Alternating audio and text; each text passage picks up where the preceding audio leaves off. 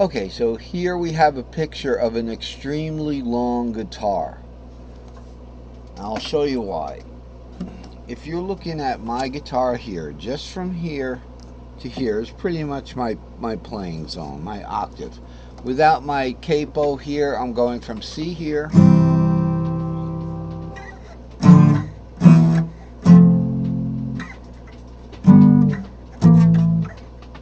in the half diminished, and then to octave. So this is just one octave. This is one C to C. Okay, this is one C to C. Now, it would be from here to here. Actually, it's an E to E. Okay, so, but this is also in string shapes here. So this string shape is the C string shape. You start here, it'd be C string shape on the bottom, C string shape on the top. Underneath is an E string shape, and then underneath that is the A string shape, and then the D string shape under there, and under there, under that, and the second string from the bottom is the G string shape, and then C string shape. So there's our stack of string shapes there. All right, going to the G box is all the way up here, because this is going in fourth. This is going in fifths this way, fourths that way. So you can see this is an extremely long guitar. It would be C would be there. Okay, then the second C, the first C would be here, I guess. Let's see. We have the C box from here, from C to G. Okay, and then we skip the A and go to from G to root again. Okay, then we're going to skip the E between the G and the D to go to the fifth of G, which is the D shape right here. So here's where I am, just on that D shape when I started here. Okay, and then skip the C shape and go to the A shape, which is up here. As high as it gets. That's as high as I can get from there, from the C shape. It's not an extremely long guitar. I was wrong. It's just a long guitar. Okay, so that was my bad. But it's a good thing, because when I made the chart, I wasn't getting crazy. But I do have some pretty long guitar charts, because sometimes I just want to, you know, find what I want to find, whenever I can get it.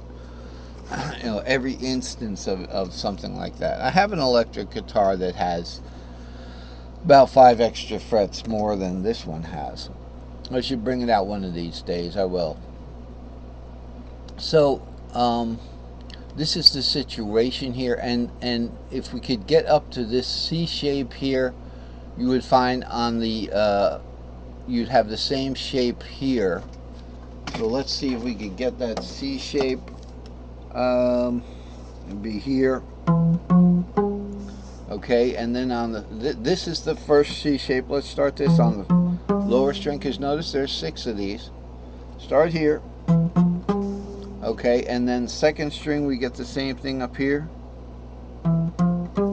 same exact note. Third string we get the same thing up here.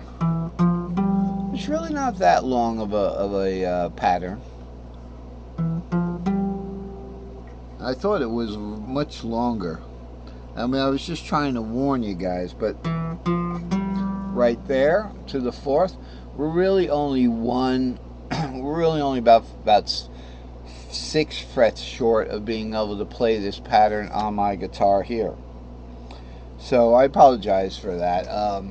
I sometimes I don't remember exactly what I'm doing, but as long as I catch the error and we can move on from there. I've watched these videos where I got off track and my train of thought just started going to the wrong city, and I'm like, stop, turn around, and not gonna work. I have to sometimes just delete the whole segment and see how the two adjacent before and after segments come together, and they often do, and people don't even know the difference. That's strange, but true. So that's one of the important topics we're doing here. And this little chart here is, an older chart here, and you start a G shape from the second string, it becomes a C shape, and all that culminates into this new cage string circle here. Start a G shape from the second string. So the thing about the cage string circle is it's a clockwise circle. So G shape from the one string up becomes a C shape. C shape one string up becomes an E shape. Hey, so we got a G shape here, right? Now let's find that same G shape on the bottom, 6/7 root. It's going to be up here, right? 6/7 root. No, that ain't it. This is it. So it's, here we go, G shape second string. Up, becomes a C shape. Okay, and then C shape from one string up. We can take it one string up from the C shape we had, which would be, okay, this is this. We start a C shape from the second string. It's going to be one of these.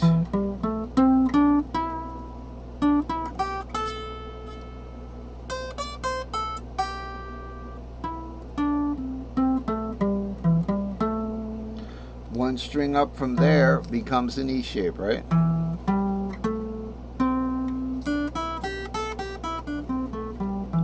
I think I messed that one up.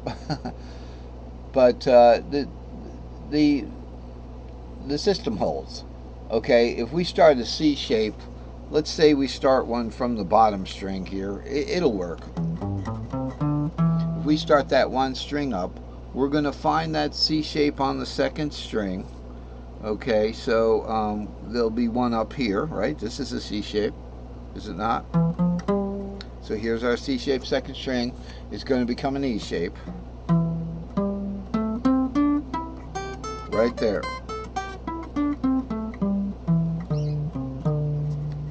Okay, so I think I tried to do something and got a little mixed up. That happens. If you get mixed up, just go back to the next thing that you know for sure. So I had to go back and find and start the C shape from the bottom string instead of morphing it from G shape to becomes a C shape. Okay, it becomes a C shape. That means it's all 6 strings C shape. If you want to start a C shape from the second string, it's going to become an E shape. You just can't, you just can't avoid that tuning warp reshaping pretty much the same patterns. So that's why they'll shape into the same patterns every time, no matter where you start them, because the patterns are always the same. They repeat, C, G, D, A, E, C, G, D, A, E. So they're always going to warp into the same shapes. It's almost like looking at the E shape. 5 root 3, right? In key of C, 5 root 3. 5 root 3. Okay. That wasn't intentional. That's like put something down on a button. But luckily this isn't, this isn't a, I don't know, some sort of an AI panel that put something down and it's going to open a door or turn the lights off or something like that. So well, look here, we got an E shape here, and then we have the same E shape again here, then we have the same E shape again here, we've got the same E shape again here. So the patterns are all P4, so they're all going to be the same going into the tuning warp. It's just where does it go through there, and it's going to change into one of the 5 shapes. Okay, now remembering the string shape circle here, it goes in fifths, C goes to G goes to D, so C goes to G goes to D. Going up the strings we go in fifths, going down the strings we go backwards in fourths. C goes to E goes to A.